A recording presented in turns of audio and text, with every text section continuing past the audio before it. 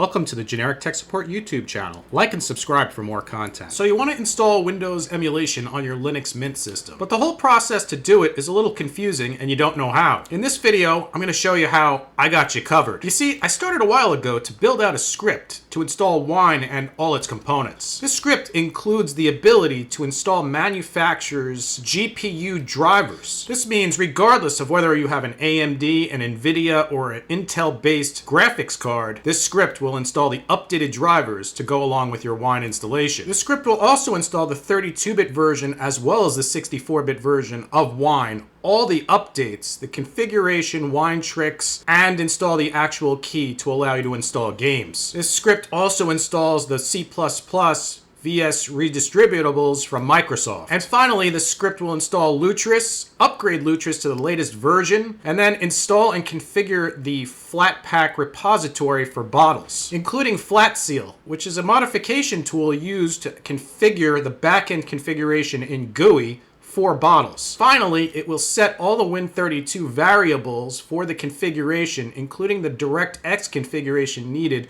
to run games such as things that were designed for Windows 7 or Windows XP. And right before the system reboots, it will install the font pack for Microsoft, so that way all the fonts work correctly in your Microsoft games. I would suggest what you do is go into your downloads location, create a wine install full.sh file, copy the actual script into the file to execute it from this directory. The reason for this suggestion is so that way all the files that are downloaded by the script all go into the download location. It'll help keep things organized. Once you've run the script and have finalized the installation, the system will reboot. When it comes back up, make sure you go into the Start menu and search for Games.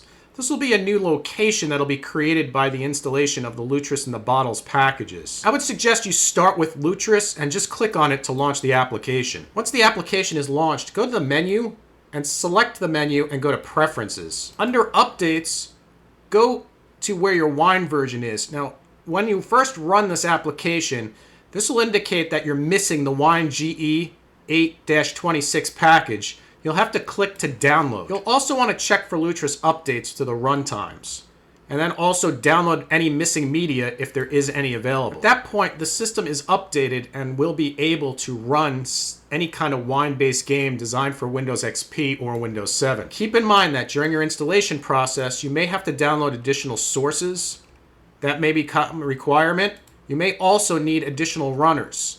That also may be a requirement for the game to work correctly. The script I created will also include the packages for proton-Ge.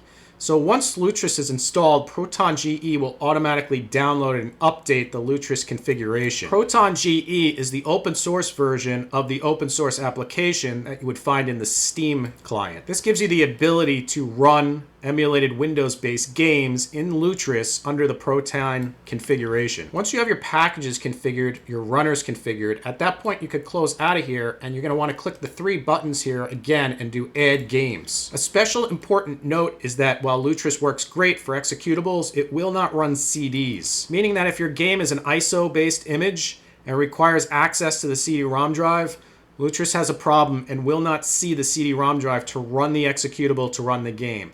You'll be able to install it, but you won't be able to run it off the CD. So you'll need some kind of a game crack executable file that you could copy over to the Wine directory in order to run it. Otherwise, you'll just continuously get a generic error about 32 runtime environment. Once you're in the Add Game area, you could query the actual Lutris website for installers. So in other words, if there's prereqs for games that you want to install and somebody else has already installed them, usually they'll save them to the library and you could select the installer to run, in which case the system will automatically download and install the prereqs required for whatever game it is you want to run. You could also use the Lutris application to run ROMs. So if you have like an NES ROM or a SNES ROM or a Genesis ROM, you can add them to this actual library and they'll all populate the same area here so you can play your games from one centralized location. Once you have a game installed, there may be times that the game will not function correctly. If that turns out to be the case, highlight the game,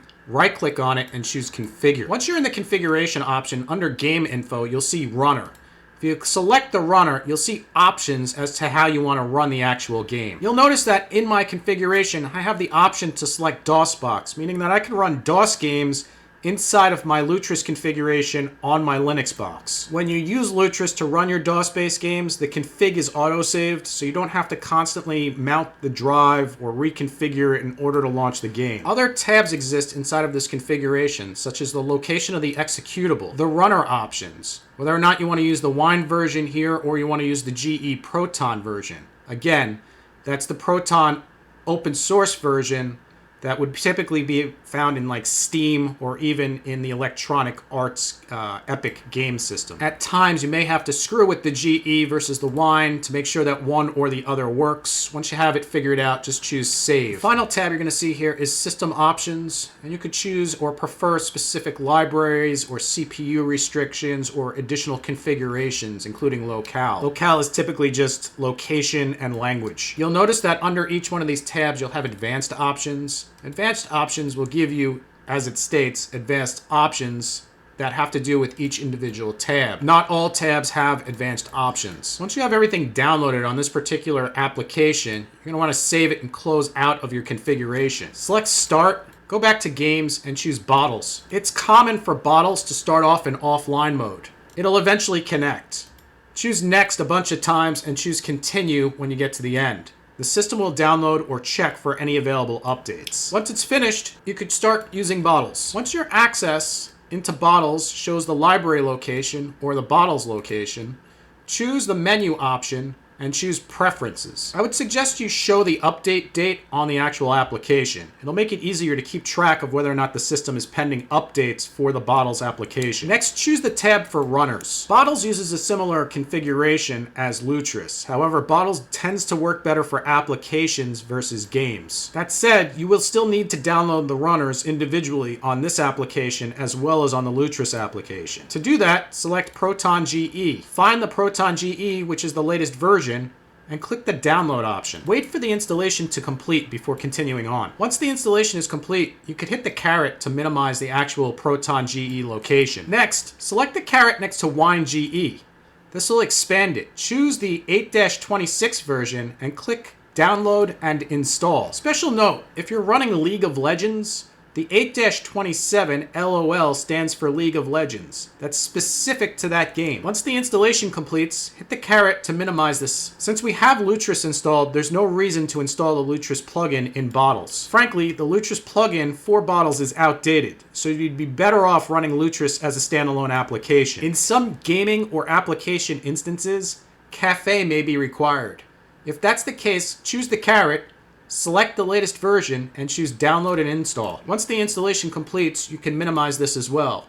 Next, choose the Soda download dropdown. By default, the newest version should be installed. However, if it's not, just simply click Download and Install. When completed, hit the caret to minimize. At this point, you want to hit the DLL components and make sure you have the latest version of DXVK 261 installed. This is the DirectX virtualization console configuration that goes along with Bottles. It exists inside of Lutris as well. Once completed, you could close out of this box and close out of Bottles. Open a terminal and type in sudo apt update and hit enter. You may have to add credentials for the sudo account if prompted. You'll note that there is a depreciated package installed with a keyring for a depreciated package. Unfortunately, it's kind of required because without that package, I couldn't get Lutris to function correctly with Wine with 386 configuration to run things like Windows XP games. Now, it's possible somebody down in the comments can throw something together and indicate as to whether or not I could remove this package. I don't know. I haven't tried that. However,